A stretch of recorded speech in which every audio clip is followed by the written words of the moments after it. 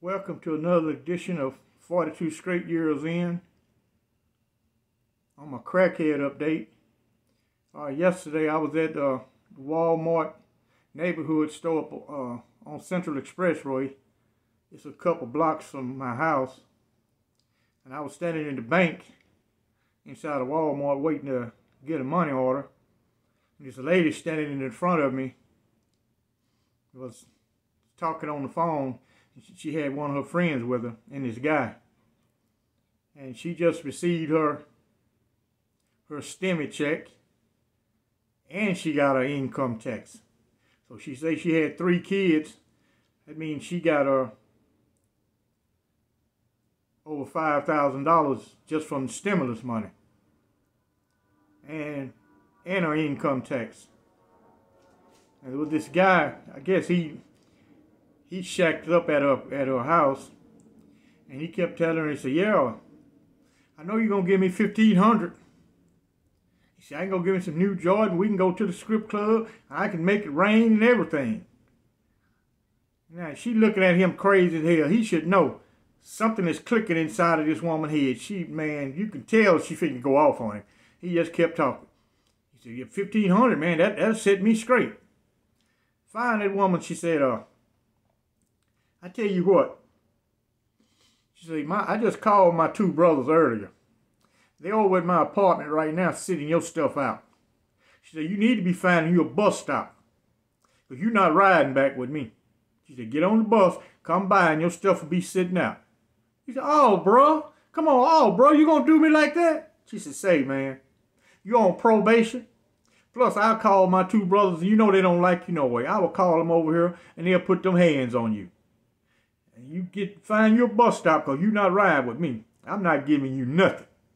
She said, "I'm leveling up." Man, he just kept on, bruh. She said, "Let me call my brother." Evidently, he afraid of her 2 brothers, man, that got burned off. When I go out in the parking lot to get in my car, he's standing out there looking crazy. You know, I don't know what hood he's from. But he don't know shit about the area where Walmart is. It's a bus stop right on the side of Walmart. He's standing out there looking crazy. I don't know what hood he lived in. But that's my crackhead update. Y'all know what it is. Get your shanks out. And let's get ready to ride. I'm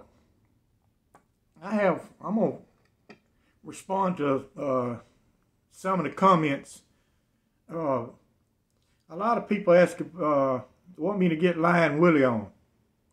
I've asked him before, and he said no. He said he don't want to be on YouTube.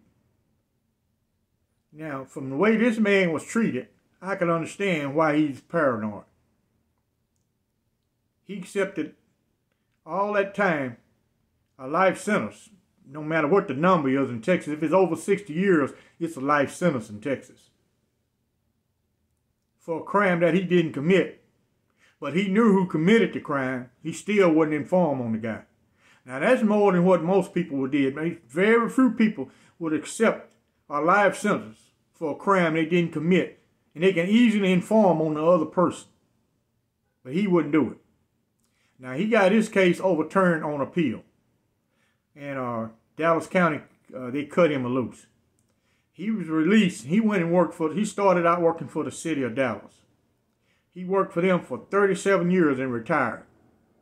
He got a hell of a 401k plan. He got plenty of money invested in it. His home in West Dallas is paid for. He got a nice home, a 3-bedroom home. He's paid for. He's not hurting for money at all. And he's never been back inside of a police car. Never been arrested for nothing. He don't smoke weed. He don't use drugs. He don't even smoke cigarettes. He'll drink some Hennessy. As a backup, some E&J. That's it. And he gonna try to get all the young chicks he can. Other than that, that's how he lives his life. Now, while I was locked up, my mother used to come visit me when she was alive. Even she knew that this man didn't commit that crime. And his family didn't give a shit about him. And they didn't have money. So she blessed his game. He made commissary every time the same as I did. She put money on his account.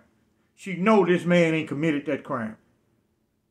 No way this man committed no robbery and a murder. No way he did that.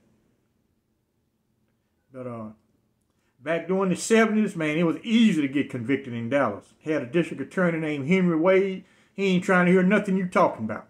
Nothing you talking about, he ain't trying to hear it. If your ass got arrested in Dallas, you was good as convicted.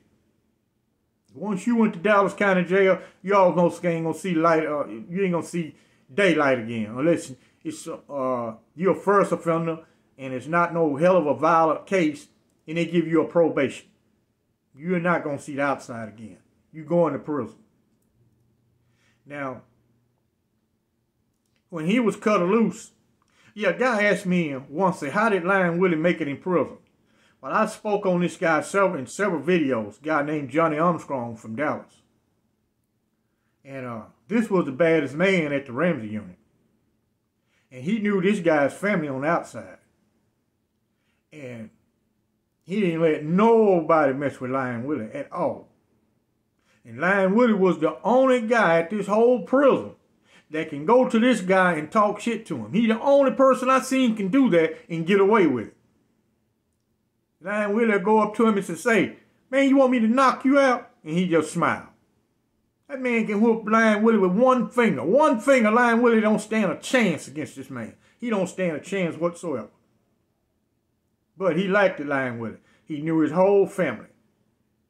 And he didn't let nobody bother Lying Willie at all. Then Lying Willie ain't the kind of guy that make people hate on him. He a guy, if you locked up, you'll want to be around this guy, because he always was upbeat.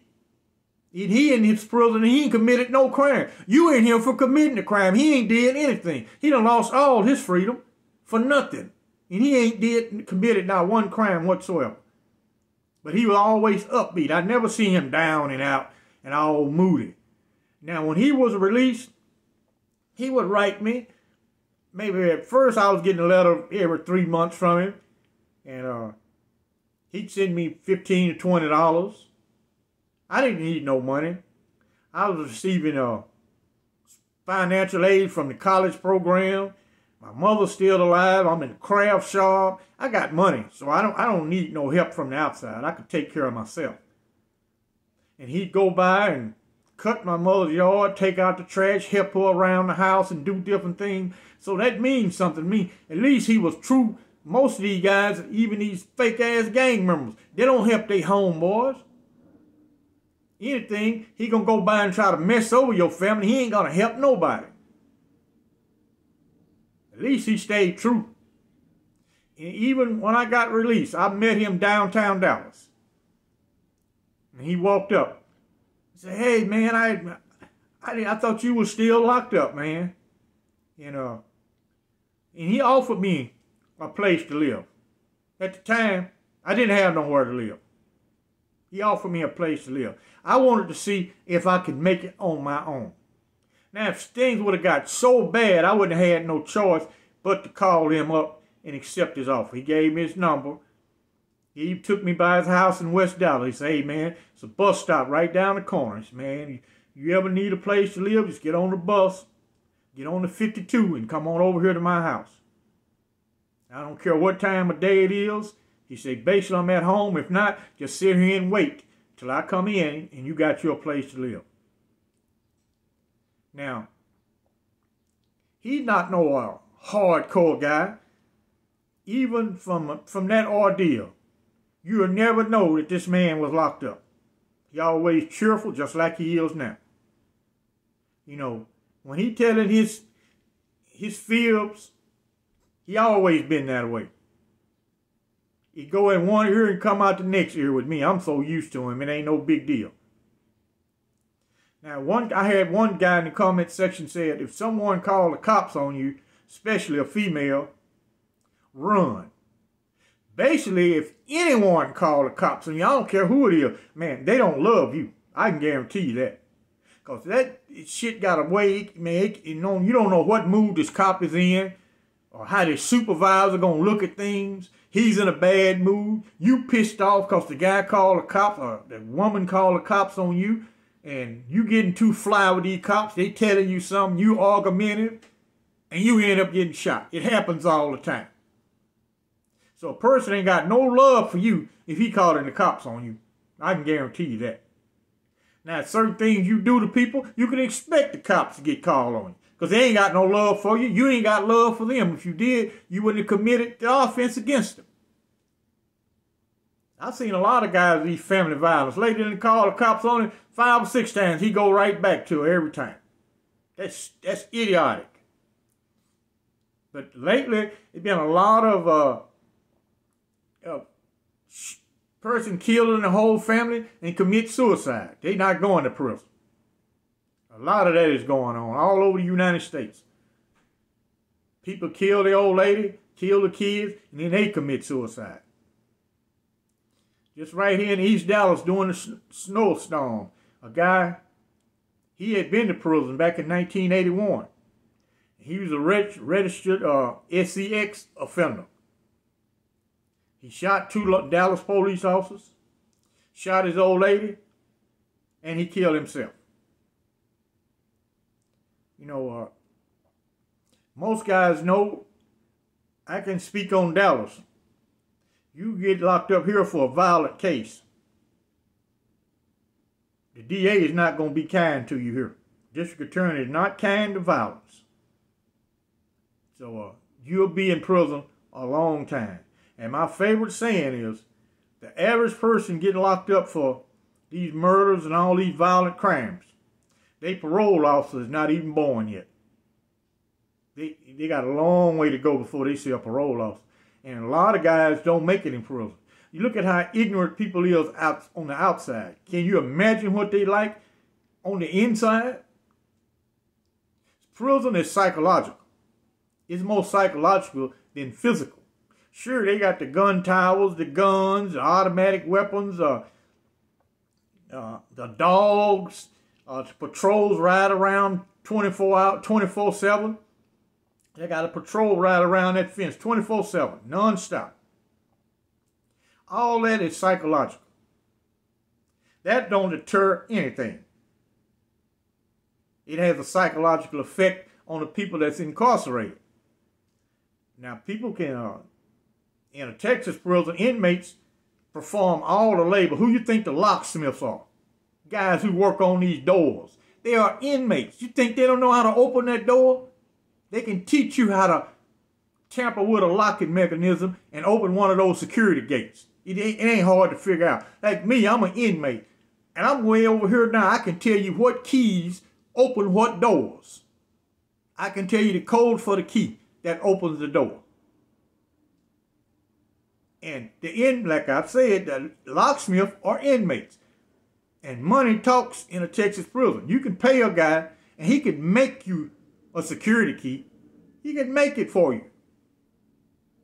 And you can unlock any gate you want to unlock. Now, inmates can take over the institution. They just can't hold the institution. Because the National Guard, DPS, and all these people, they'll retake it. They got automatic weapons. They got tanks. They got drones they can fly over and watch all the activity going on in the prison. They can arm a drone. They got robot. They can arm that robot and send that robot in. You know, it's all psychological. And it works. That's why I always say that I never could understand how a guy got a large sentence, let some guy brutalize him. When you ain't got nothing to lose whatsoever. That shows you the psychology work. What is this guy afraid to go to lockup for? What is that? You still almost gonna die in prison? What is you afraid to go to another part of the prison for? All they gonna do is take you to segregation. That's another part of the prison. You're not going to a secretive place. It's just another part where it's different rules are.